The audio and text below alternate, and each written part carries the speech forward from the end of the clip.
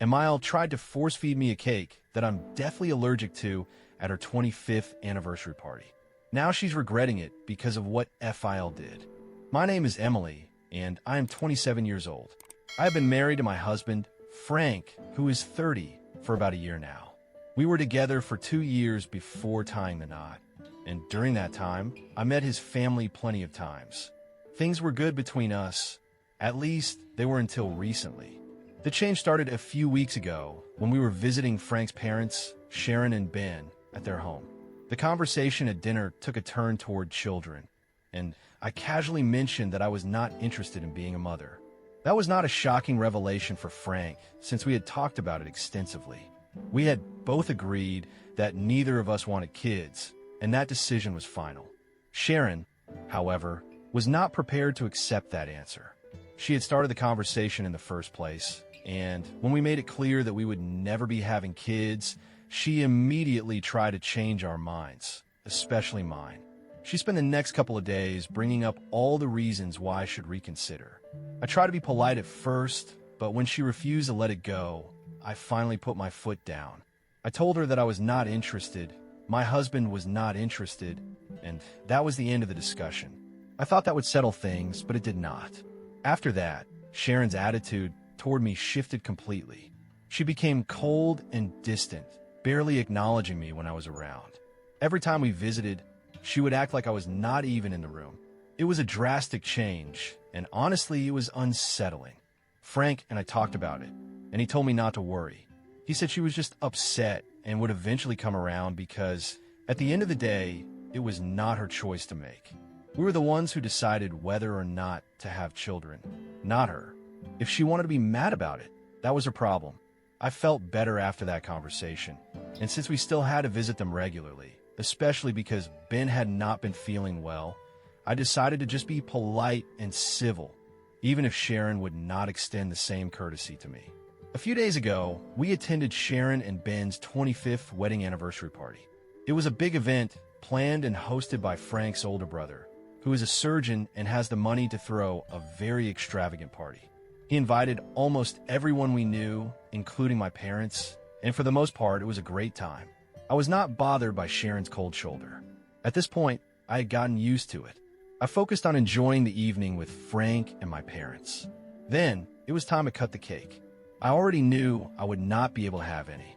It was a chocolate peanut butter cake, and I have a severe allergy to peanuts. I cannot eat anything that contains nuts, not even a small trace, without risking a serious reaction. But that was fine.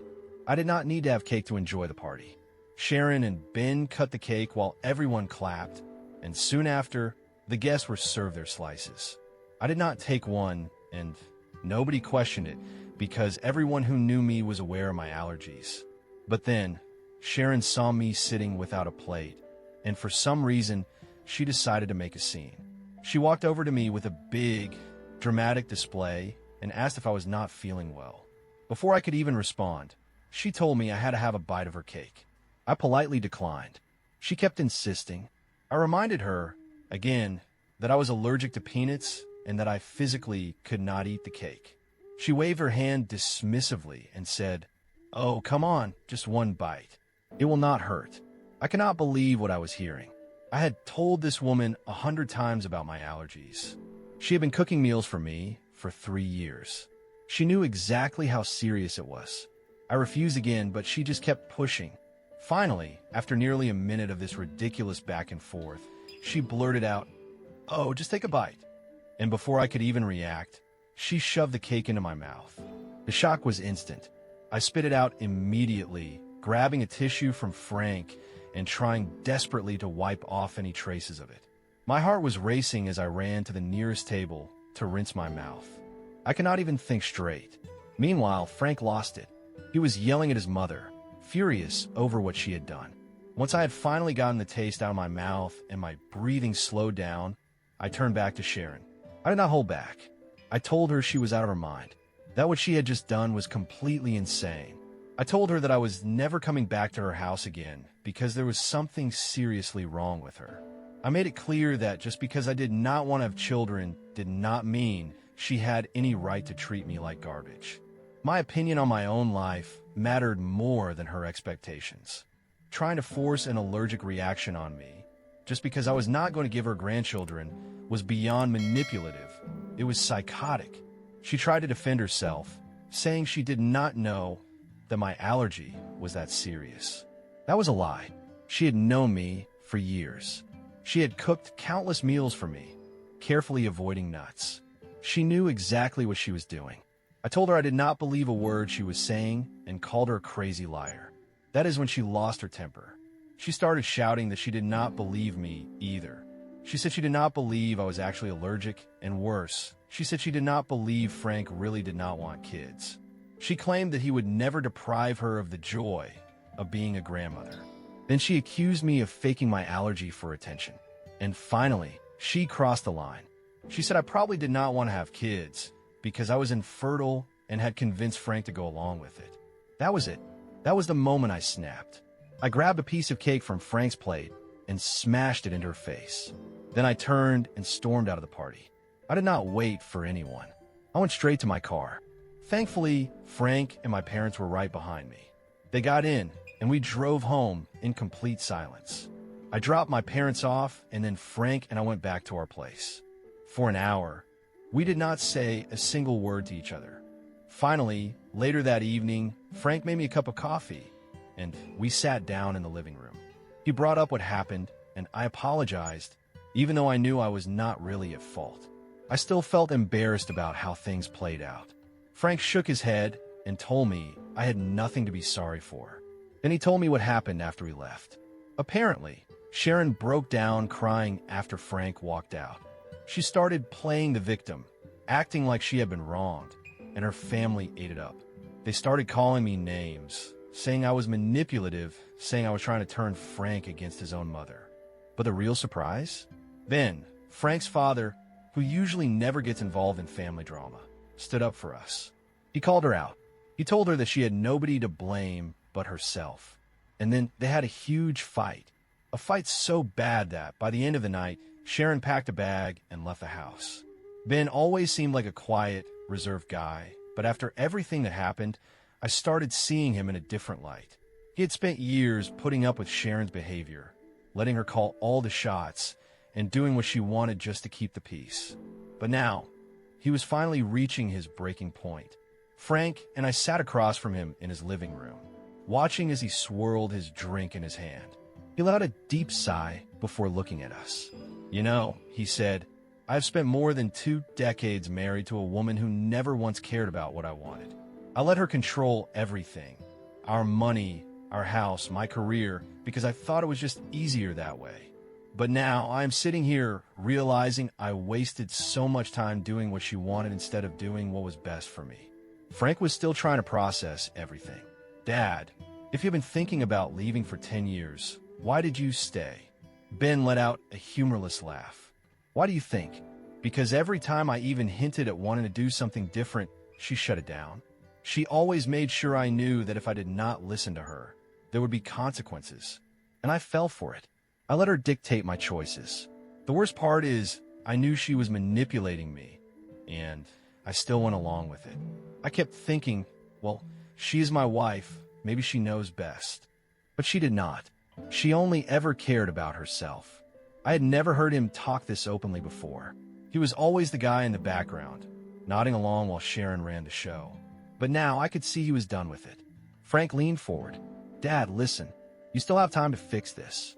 You said Uncle Mark still wants you to work with him. You can at least talk to him about it." Ben shook his head. "I do not know, son. I am too old to be jumping into something new now." Frank did not back down. "It is not too late. You are smart. You are capable. Uncle Mark knows that, or he would not still be offering you a place in his company. Just because you let Mom hold you back before does not mean you have to keep letting her do it." I nodded. Frank is right. You have spent long enough being miserable. You deserve to do something for yourself. Even if it is just for a few years before you retire, at least you will know you gave it a shot instead of looking back and regretting it even more. Ben sat there for a long time, staring at the glass in his hands. Finally, he let out another sigh and nodded. "All right, I will call Mark tomorrow." Frank and I glanced at each other, relieved that he was at least willing to consider it. And as for the divorce, there was no doubt in my mind that he was serious about it. Sharon was not going to like what was coming. Update 3. Ben kept his word. The next day, he called his brother. At first, I could tell he was hesitant. He was speaking carefully, making it seem like he was just considering joining the company, not committing to it. But within a few minutes, I saw the shift happen. His expression changed. His voice got more confident. By the time he hung up, he looked lighter than I had ever seen him. Mark had immediately told him that the offer still stood, and not only that, he was more than happy to have been on board. He even said he would help make the transition easy for him. For the first time in years, Ben had something to look forward to. And then, a couple of days later, Sharon was served with the divorce papers. Just as expected, she lost her mind. But what none of us saw coming was who she blamed. Not Ben, not even Frank, me. Instead of dealing with the fact that her husband of 25 years was done with her, she decided that I was the real problem. She went online and wrote a long, dramatic post about how I had manipulated Ben into leaving her. She painted herself as the heartbroken, abandoned wife and accused me of being some evil mastermind who had turned her entire family against her. She even said that I was probably celebrating right now because I had won. Won what exactly? Who knows? Apparently, she had decided that this was some kind of competition between us. It was the most unhinged thing I had ever read. She did not even talk to Ben or Frank before making the post. She just jumped online and started playing the victim. She wrote paragraph after paragraph about how she was betrayed, how I had poisoned her family against her, and how none of this would have happened if I had never married her son. It was insane. Frank blocked her immediately. So did I. But of course, her flying monkeys started texting us, telling us how awful we were, how I had ruined everything, how I should be ashamed of myself. It was actually laughable, because here is the thing. Even if I was some master manipulator, there is no way I could have convinced a grown man to leave his wife unless he already wanted to. And the truth was, Ben had been thinking about leaving her for 10 years. All I did was give him a reason to finally do it. But Sharon was never going to accept that. She had spent her entire life controlling the people around her. Now, for the first time, nobody was listening to her anymore, and she could not handle it. Update 4. The divorce was officially moving forward, and Sharon was still spiraling. But the funny thing was, she was not even trying to stop it. She did not try to talk to Ben. She did not try to fix anything. All she did was complain. She whined about how unfair it was. She ran it online about how I was the villain in her life story. She kept expecting people to take her side and beg Ben to take her back. But it was not happening. The only people still defending her were the ones who thrived on drama. The ones who just wanted to stir the pot and keep things messy. Everyone else, they were starting to see through her. And Ben, he was happier than ever. Frank and I visited him, and he looked relaxed for the first time in years. He told us, "I have not felt this free in a long time." He was done living under Sharon's thumb. He was finally doing what he wanted, and there was nothing she could do about it. Sharon had spent so long thinking she had control over everyone around her. But now, she was completely powerless, and it was eating her alive. She did this to herself, and the sooner she accepted that, the better. As for Frank and me, we were just fine, and if she was miserable, that was her own problem. Ben filing for divorce should have been a moment for Sharon to reflect, to maybe take a hard look at herself and ask why things had reached this point. But of course, that did not happen. Instead, she doubled down, refusing to accept any blame. Sharon had spent years manipulating the people around her, bending them to her will and keeping them under her control.